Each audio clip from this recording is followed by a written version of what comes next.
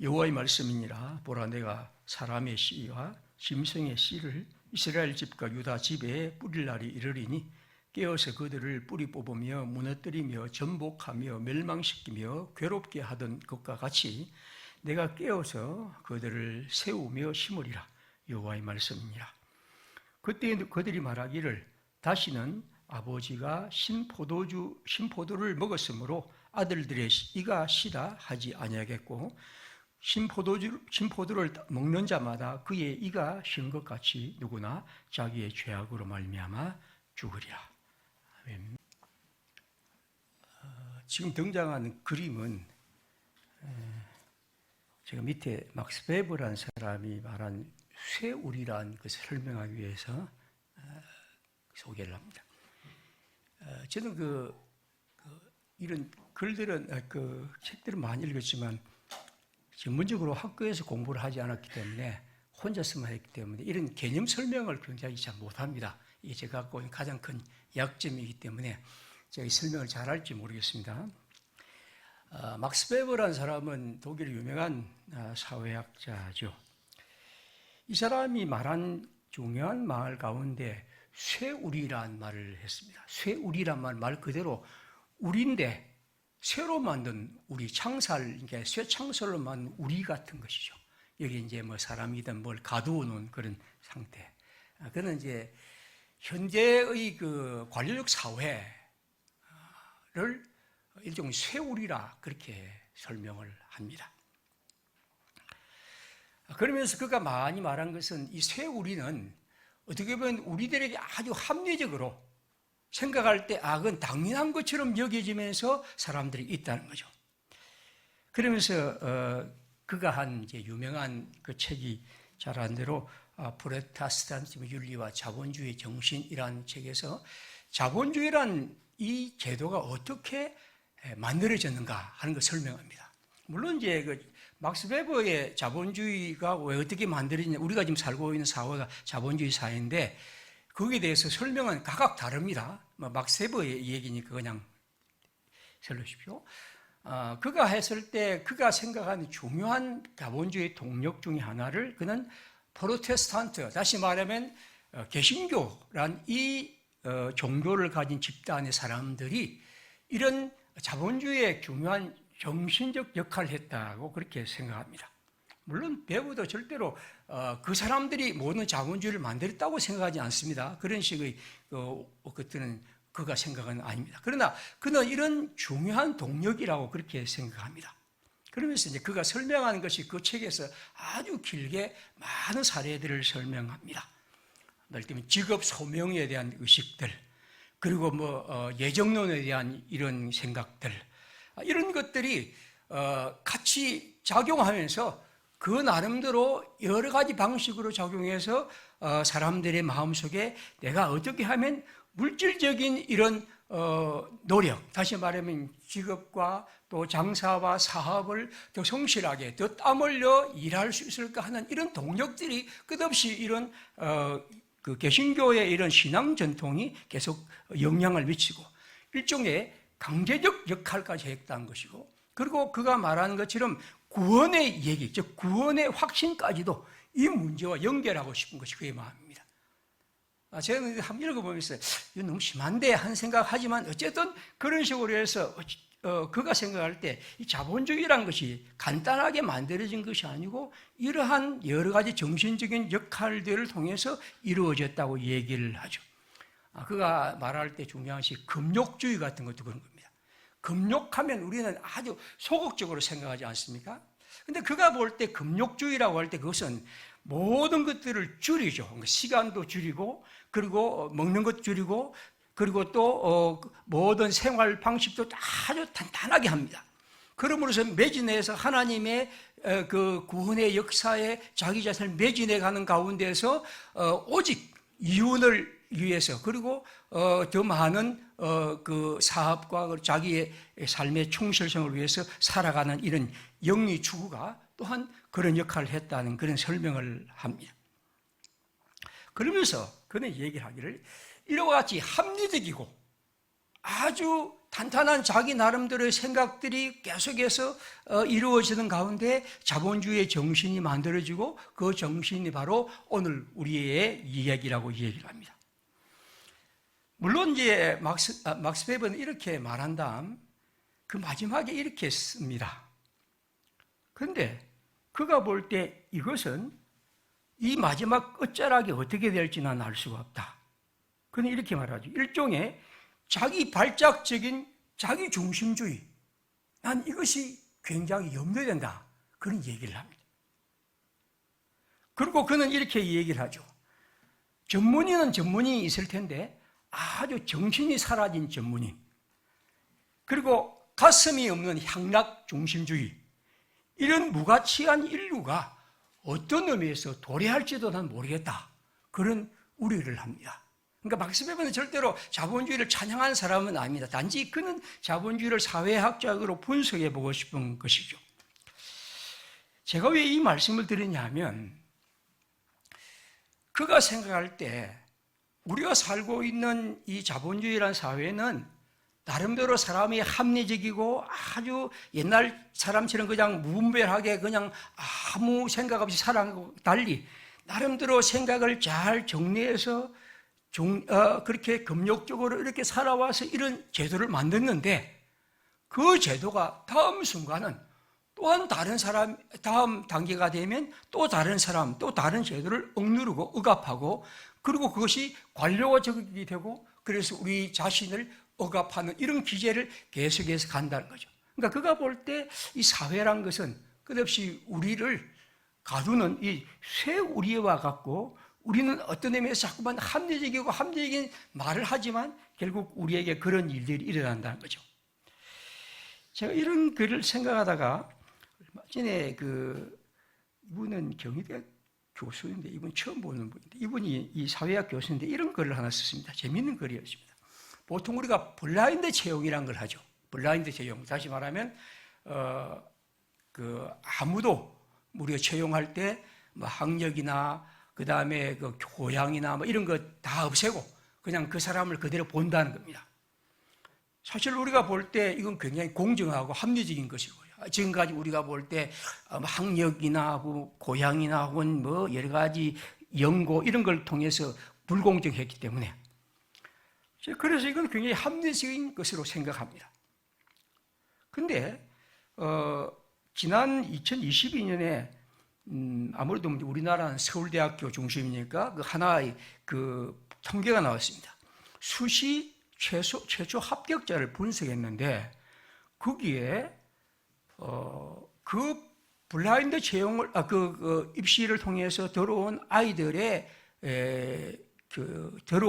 합격한 아이들이 모두 상위 30교에 대한 일반고는 하나도 없었고 모두 다 특수목적고와 자사고 출신 합격자의 비율이 더 늘어났다는 거죠. 우리가 어떻게 생각하냐면, 블라인드 채용이라는 것은 다시 말씀드리면 그러한 그 학력이나 학교나 뭐 특수목적은 이런 거 다 없애기를 위해서 했는데 놀랍게도 훨씬 저보다 더 많은 아이들이 자사고나 특목고 아이들이 합격했다는 거죠. 왜 이럴까? 왜 이럴까? 이제 이 사람은 이렇게 분석합니다. 우리는 그것이 아주 합리적으로 이 문제를 해결할 수 있다고 볼 수 있을지 모르지만 우리가 살고 있는 이 사회에는 이미 그 당시 코로나에는 아이들이 뭐 학교에 공부하는 것도 힘들고 그러니까 실제로 더 많이 그런 것들을 공부할 수 있고 돈이 많고 이런 아이들이 훨씬 더 공부의 기회가 많았다는 거죠. 그러다 보니까 우리가 생각에 달리 이라면 더 많은 일반고 아이들이 들어올 수 있을 거라고 생각했는데 정반대의 결과가 있었다는 거죠.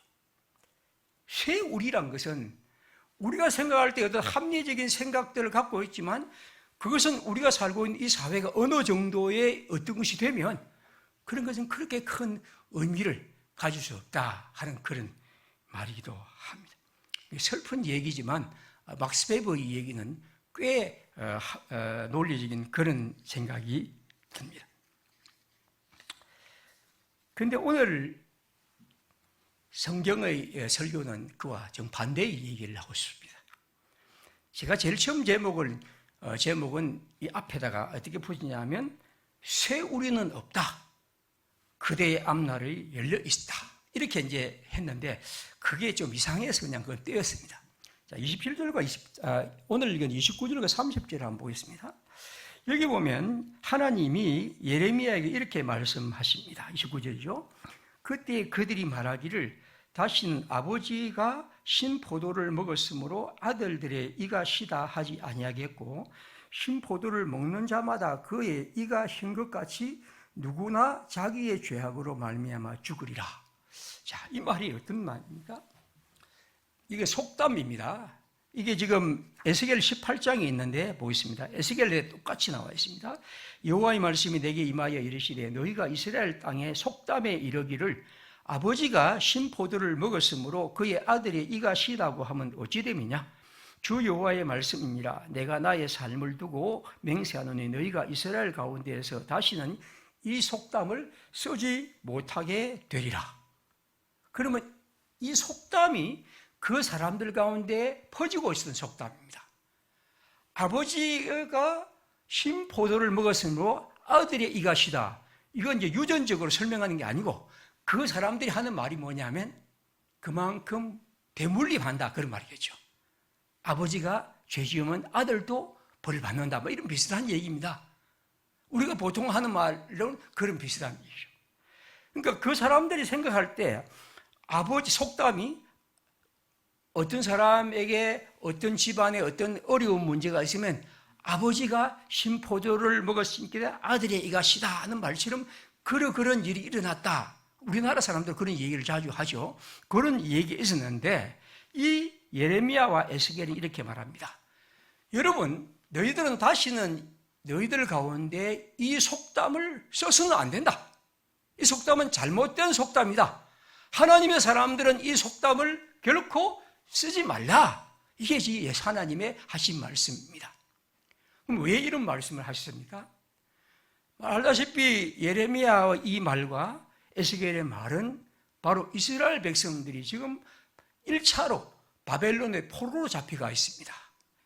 에스겔 18장은 1차 포로로 잡혀가 있을 때입니다. 자, 바벨론의 포로가 잡혀가 있던 사람들은 생각합니다. 이제 우리들의 운명은 끝났다. 우리는 죄를 지었고 우리 조상들이 죄를 지었고 우리는 이 잡혀있고 이제는 아무리 희망이 없다. 무너져 버렸다. 그들은 이렇게 생각하면서 오늘 이 속담을 합니다. 우리 속담에도 아버지가 신포도를 먹으면 아들의 시다, 이가 시다는 말도 있지 않느냐. 우리 모두 그런 처지가 되어버렸다. 그렇게 얘기를 하죠. 쇠우리와 같은 거죠.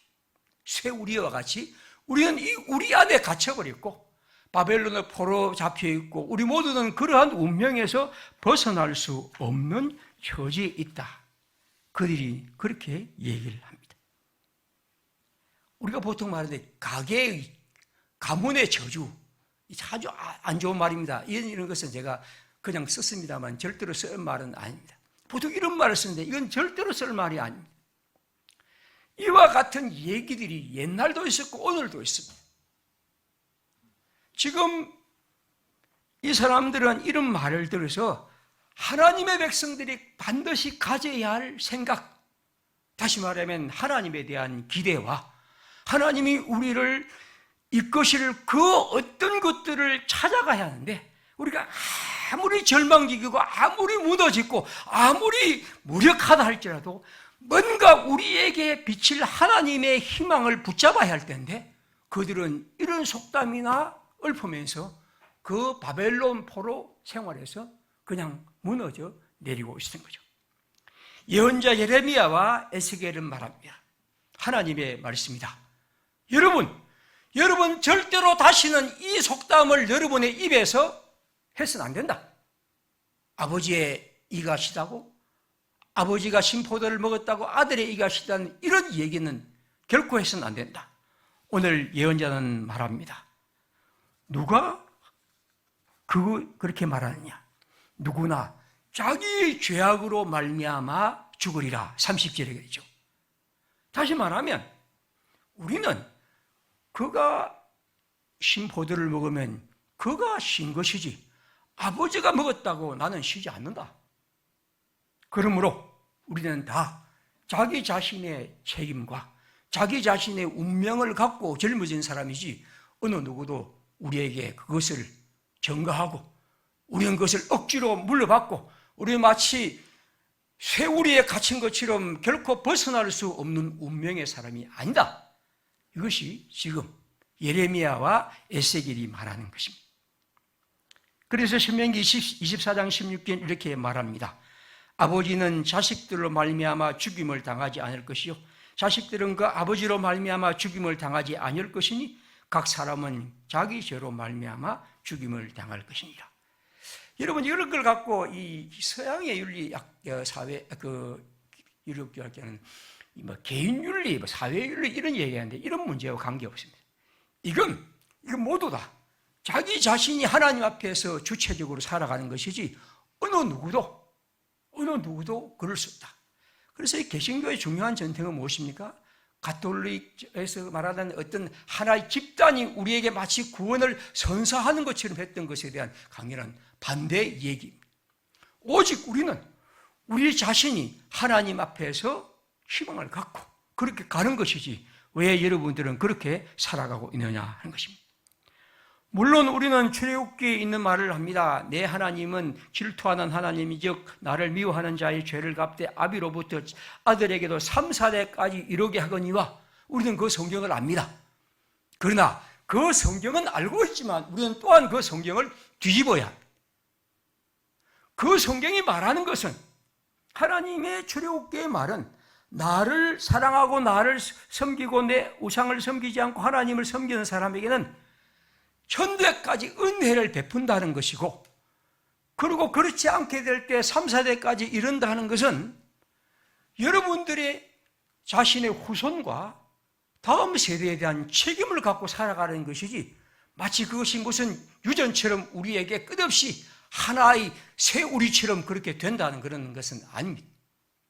오늘 그런 의미에서 신명기에 말한 것처럼 우리는 각각 자기 자신의 일로 하나님 앞에 서는 것입니다. 옛 공동체의 짐이란 없는 것이고 우리는 언제나 새로운 방식으로 하나님과 함께 살아갑니다.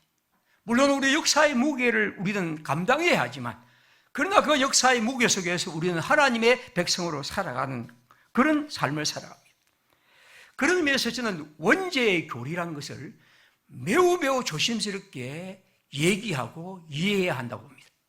잘못 얘기하면 그것이 마치 우리를 엉쩌는 쇠우리와 같이 결코 벗어날 수 없는 것으로 이해해서는 안 됩니다.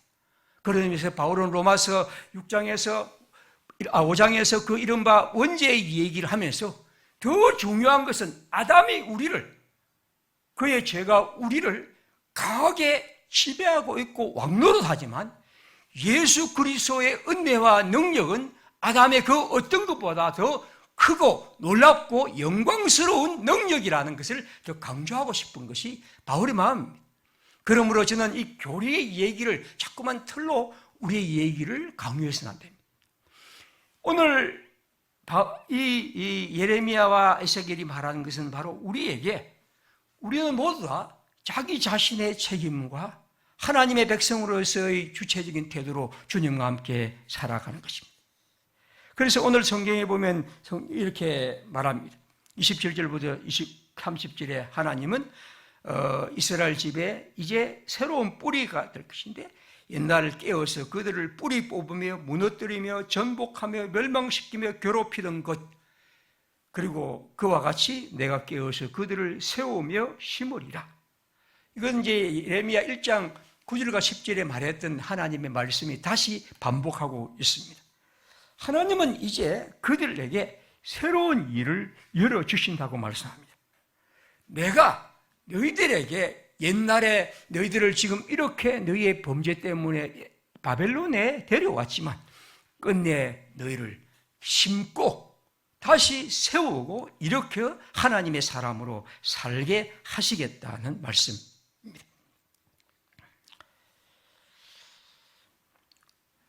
오늘 우리 시대의 문제 중에 하나가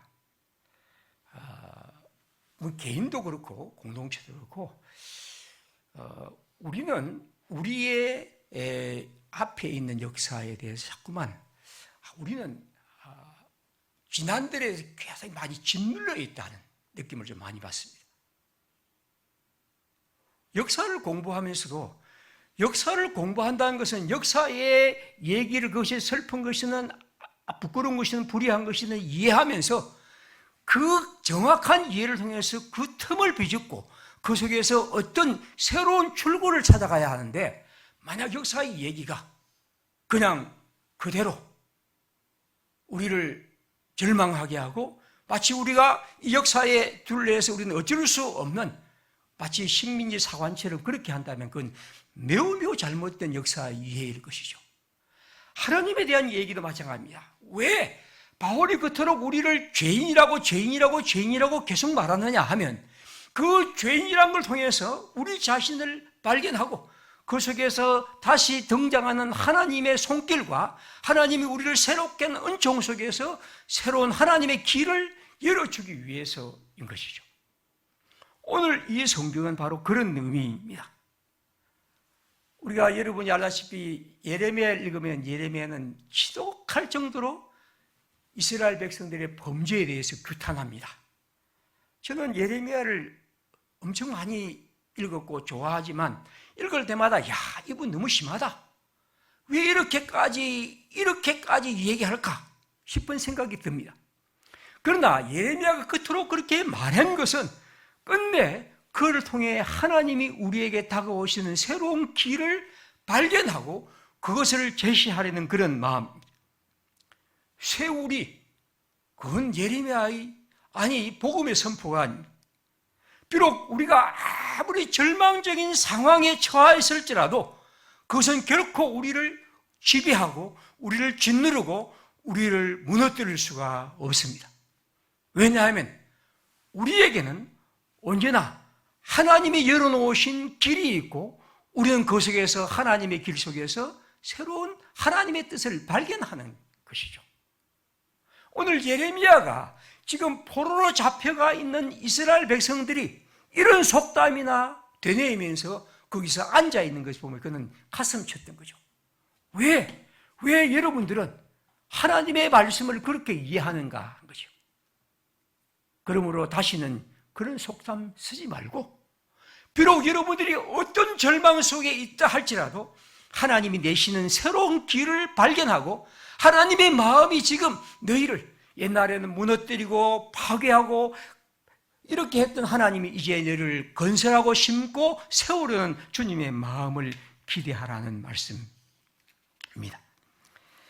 사랑하는 평화의 식구들, 우리 모두 하나님의 백성으로서 이 땅을 살아가면서 첫째는 우리 자신을 발견하면 참 내 같은 사람이, 어떤 사람은 그런 말 하죠. 내 같은 사람이 하나님 구원을 받을 자격이 있나? 자격이 있다는 사람 하나님 안 부릅니다. 그래 걱정하지 마시고. 자격이 없으니까 부르는 거예요. 자격이 있는 사람은 하나님께 나올 수가 없습니다.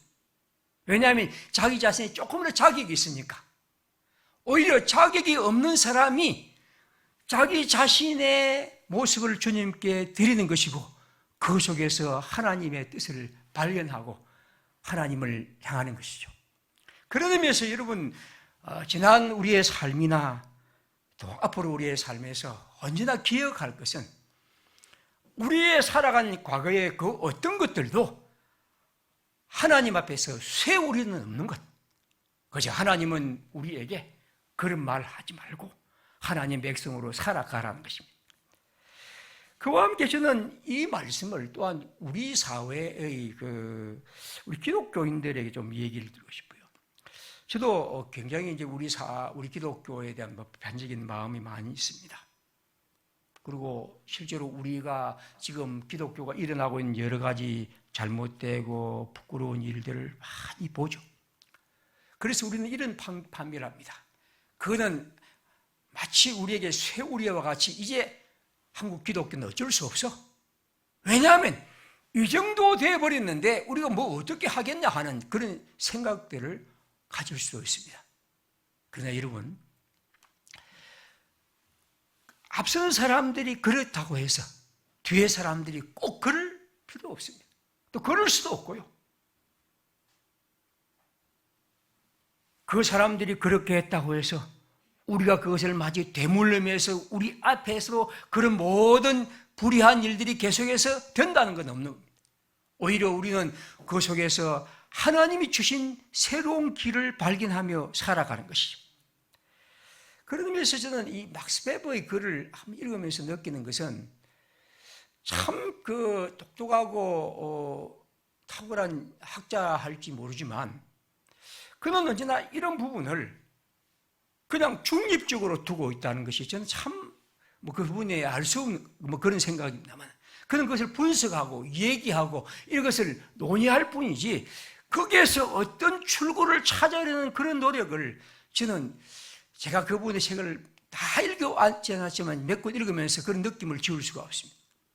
그리스도인은 여러분 바울의 글들은 예수님의 글들은 예언자의 얘기는 끝없이 우리에 대해서 하나님의 강렬한 경고의 말씀을 주고 우리가 어쩔 수 없는 절망적 상황에 몰아넣을지라도 언제나 그 속에서 하나님이 우리에게 내시는 새로운 길들을 제시하고 그 속에서 우리를 이끄는 것이겠죠. 우리 교회의 일도 마찬가지입니다. 언제나 우리가 하나님의 교회를 섬기는 사람들로서 우리 교회에 대한 생각들도 하나님이 우리 교회에 대해서 생각 갖고 계시고 우리가 하나님의 백성으로서 현재 우리가 더 신실하게 충실하고 주의 교회를 더 사랑하고 더 깊이 섬기고 우리의 예배 모임과 아침 기도회에 클릭하고 참석하는 부부터 그리고 우리의 작은 하나님을 향한 헌금과 이런 청소하는 것들 우리가 하나님께 드린 이런 일들을 통해서 우리는 교회를 일구어 가는 것이지 그 어떤 것들도 우리 교회를 과거의 일들이 규정할 수가 없죠. 우리는 언제나 하나님의 백성으로 새로운 길을 내어가는 것입니다. 마지막으로 또 하나의 글 얘기를 하죠. 아마 루신이라는 사람은 제가 자주 얘기를 했던 20세기 초엽의 그 중국의 그 문학가인데 이 사람은 아마 제가 볼 때는 이 막스 베버의 글을 아마 아는 것 같아요. 그는 이런 얘기를 한 적이 있습니다. 그가 중국이란 나라가 이제 20세기에 엉망이 되고 그리고 결국에서 그 일본에 막 이렇게 침공과 엉망이 되어버린 이런 상황이지 않습니까? 그런데 20세기의 중반쯤 될 때 이 루시는 글을 쓰면서 이건 너무 우리 사회가 우리 중국이 엉망이다 하고 생각하죠. 그러면서 이제 그때 그 일본의 이분이 그 의사가 되어서 이제 이 땅에 뭔가 좀 좋은 걸 펼쳐야 되겠다고 생각해서 갑니다. 근데 하루는 이제 학교에서 그 학생들과 함께 그다음에 환등기를 보고 있는데 환등기에 이제 어떤 걸 보여주냐면 일본군이 중국 사람을 이제 아주 잔인하게 학살하고 그렇게 해서 유린한 그런 장면이 있는데 그걸 이제 전시하는 거죠. 그런데 거기에 중국 사람들이 다 모여갖고 구경을 하고 있는 거죠. 심지어 웃고 있고 그렇다는 거죠. 자기가 그걸 딱 보면서 느낀 것은 야, 난 의사랑 나야 되겠다. 내가 이 중국민들을 깨우치는 일을 해야지 이게 무슨 사람 며칠 고치는 게 중요하지 않다. 그렇게 생각하고 있는 의사 대신에 이제 문학을 공부하고 그는 이제 그런 문학의 책을 썼죠.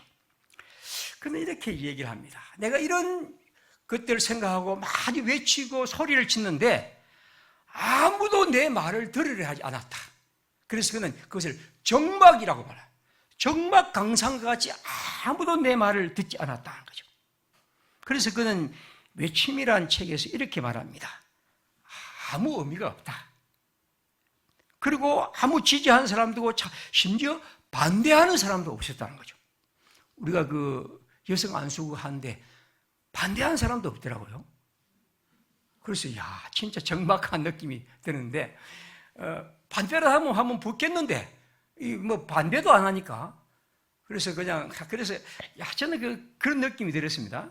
어쨌든 이분이 이제 그렇게 하면서 사람이 어떤 사람이 이렇게 물었습니다. 그러면 이제 우리가 뭐 할 건가? 아무것도 안 해야 할 것인가? 할 때 이런 얘기를 합니다.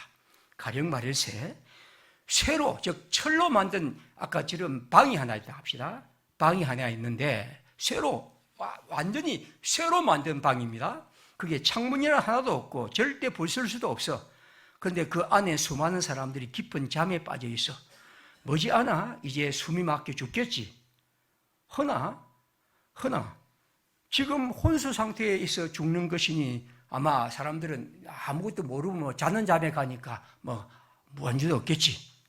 그러면 이럴 때 이거 빨리 우리 탈출해야 한다고 그렇게 고래고래 소리를 질러서 몇 사람을 깨운다고 합시다. 그럼 어떻게 될까요? 지금 앞으로 다 막혀 있는데 아무런 할 일이 없는 거죠. 그러면 이 사람들에게는 절망적이죠. 뭐 아무 나갈 데도 없는데 그러면 임종의 고통만 더 주는 것. 자는 잠에 가지 않고 그렇게 한다고 그렇게 미안해지지 않겠나? 그런 생각을 하겠지. 그러면 기왕 몇몇이라도 깨어났다면 그 철방을 부술 희망이 없을까? 이 사람은 이렇게 묻습니다. 그래, 객관적으로 따지면 절대로 없지. 왜냐하면 양면이 다 쇠로 막혀있는 방인데. 그러나 비록 아무런 희망이 없다 할지라도 나는 그 사람들을 깨우치고 싶다. 다시 말하면 비록 그 사람들이 사람들이 볼 때 희망이 없다고 말할지 모르지만 나는 그들을 깨워서 거기에서 뭔가 할 수 있도록 만드는 것이 내가 하는 문학의 일이다. 그렇게 얘기하죠.